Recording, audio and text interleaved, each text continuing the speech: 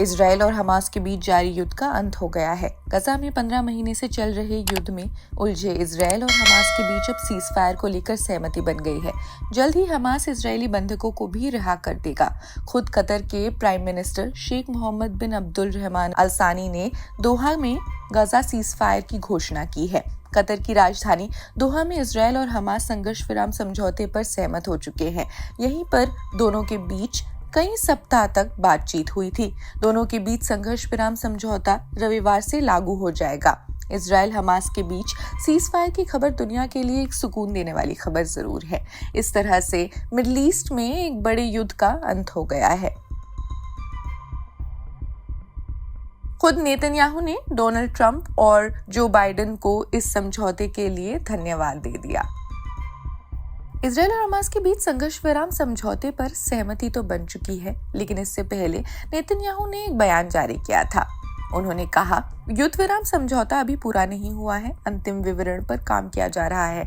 हालांकि नेतन्याहू ने अमेरिकी राष्ट्रपति बाइडेन और ट्रंप को गजा में बंधकों की रिहाई के लिए एक समझौते को सुरक्षित करने में मदद के लिए उन्हें धन्यवाद दिया। इजराइल और हमास के बीच 7 अक्टूबर 2023 को युद्ध की शुरुआत हुई थी।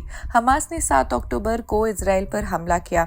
उस हमले में इजराइल के 1200 लोग मारे गए थे, 250 अन्य बंधक बनाए गए। इसके बाद इजराइल ने जवाबी हमले किए। इसमें फिलिस्तीनी स्वास्थ्य अधिकारियों के अनुसार 46,000 से ज्यादा फिलिस्तीनी मारे गए हैं। इसके अलावा गजा की अनुमानित 90% आबादी विस्थापित हो गई है। मानवीय संकट तो पैदा हो ही गया है, लेकिन नवंबर 23 में हुए एक हफ्ते के संघर्ष विराम के दौरान गजा से 100 से ज्यादा बंधकों को रिहा भी किया गया था। My fellow Americans, I'm speaking to you tonight from the Oval Office. Before I begin, let me speak to important news from earlier today.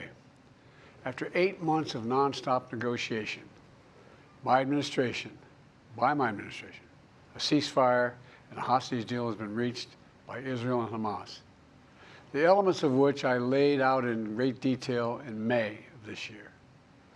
This plan was developed and negotiated by my team and will be largely implemented by the incoming administration. That's why I told my team to keep the incoming administration fully informed, because that's how it should be, working together as Americans. लेकिन इसके बाद भी middle east संकट का सामना कर रहा है। इसे रोकने के लिए कतर ने एक बार फिर से कवायद शुरू की थी। तो इस कवायद के बारे में भी आपको बता ही देते हैं। एक इजरायली अधिकारी ने पत्रकारों से बातचीत में कहा कि सीज फायर के मसौदे के मुख्य बिंदु में बंधकों की रिहाई जरूर है। इसके तहत पहले चरण में 33 बंधकों को रिहा किया जाएगा, जिनमें बच्चे, महिलाएं और सैनिक शामिल हैं, जिनकी उम्र 50 साल से ज्यादा है। अमेरिका के नवनिर्वाचित राष्ट्रपति ट्रंप के पदभार ग्रहण करने में एकमात्र एक सप्ताह शेष रह गया है। अधिकारियों ने कहा कि दोहा में वार्ता में सफलता प्राप्त हो गई। कतर के प्रस्ताव के हिसाब से पहले चरण के बाद क्या होगा?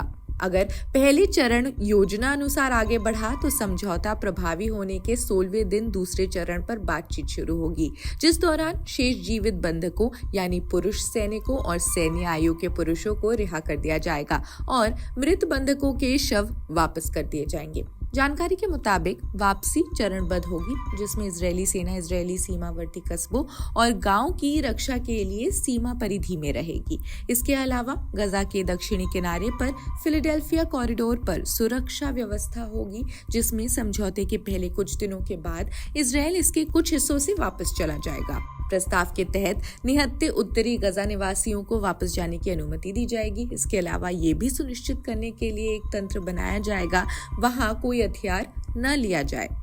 इजरायली सैनिक मध्य गजा में नित्सारिम गलियारे से हट भी जाएंगे।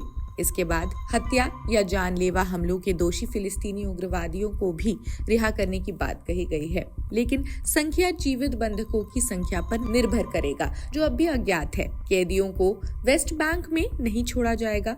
7 अक्टूबर को इजरायल पर हमले में भाग लेने वाले हमास के लड़ाकों को भी रिहा नहीं किया जाएगा। डेविड पानिया और शिनबेट के साथ इजरायली प्रतिनिधिमंडल कतर में समझौता हो जाने तक भी बने रहे। हमास ने कहा कि गजा युद्ध विराम वार्ता अच्छी तरह से आगे बढ़ी है और समूह सकारात्मक तरीके से घटनाक्रम से निपट रहा है। दोहा में कतर के अमीर शेख तमीम बिन हमद अल थानी के साथ बैठक के बाद ये बयान जारी किया गया। खैर, इस वीडियो में बस इतना ही। आप अपने विचार इस युद्ध संघर्ष विराम के बारे में कमेंट सेक्शन में ज़रूर बताएं। देश दुनिया की अन्य खबरों के लिए और इससे जुड़े सभी अपडेट्स देखने के लिए भी जुड़े रहिए जनसत्ता के साथ। शुक्रिया।